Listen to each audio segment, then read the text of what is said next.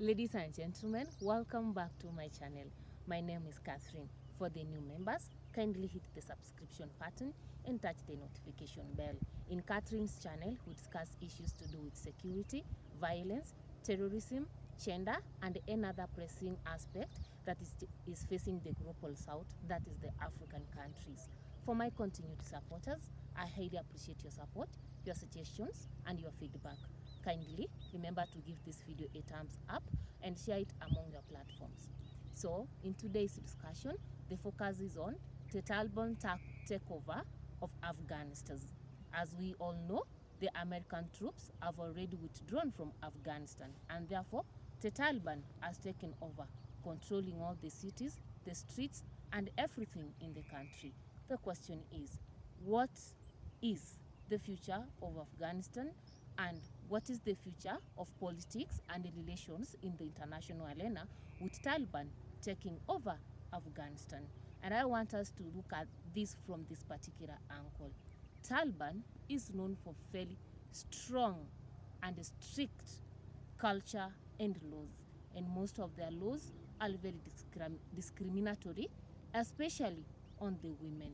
For example, they advocate that all women must wear the full burqa. That means that no part of a women body should be exposed even an inch. You have to wear the full burqa. And secondly, women are not allowed to work except for those ones working in the profession of health. And finally, is about the patriarchal nature of their system. So what does this mean on the future of the Afghanistan women? Remember, we have come a long way advocating for women empowerment and women independency. Now, is the Taliban takeover going to take us behind? Is it going to take the Afghanistan women behind in a way that they will not be able to work, in a way that they will not be able to voice their grievances? Remember, currently, the mayor in Afghanistan is a woman. So the question is she going to be retained or she's going to be replaced by somebody who is male? So that's a question, and it's one of the greatest fear for our women in Afghanistan or another woman who will be working in Afghanistan. Secondly, is the fear of slavery and a terror group like Taliban. Many people have rejoiced that America has left Afghanistan. There are those ones who see it as a source of joy. There are those ones who have been blaming America for the problems that Afghanistan has been facing, state failure and state fragility. But the question is, how is life going to be when America has gone and now a terror group, more of a terror structure, has taken over control? How is life under a terror group than life under the world hegemony? The answer is very simple.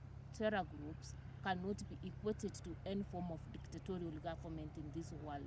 One has to follow their rules and regulations to the other, and failure to do that, it can lead to death, it can lead to torture. So when we see Afghanistans running away and even ready to flee their country, they are not running away because they don't know what's happening. They are running away because they have tested Taliban and they know what Taliban is. So for those people who are blaming the people in Afghanistan for running away from their country instead of choosing, actually they know the force that they are dealing with. They know the group that they are running away from. And another thing is, what does the takeover of Afghanistan means to the international arena or to the economy in the international arena?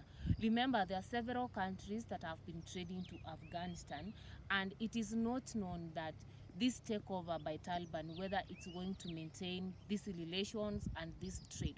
For example, a country like Kenya already has lost 4 billion Kenya shillings because of its trade to that country, and because of this takeover and the ups and downs that are taking place in the country right now, that trade cannot take place. So that one tells us one thing, that whenever one country is facing a security crisis, it's not an aspect, or it's not something that other countries should be rejoiced and be happy about. You may be here in Kenya, but what's happening in Afghanistan is indirectly affecting you, either economically or security-wise or even political-wise. Finally, countries like Uganda have offered to take some of the refugees from Afghanistan to their countries. The question is it going to be a source of a Taliban cell in Africa?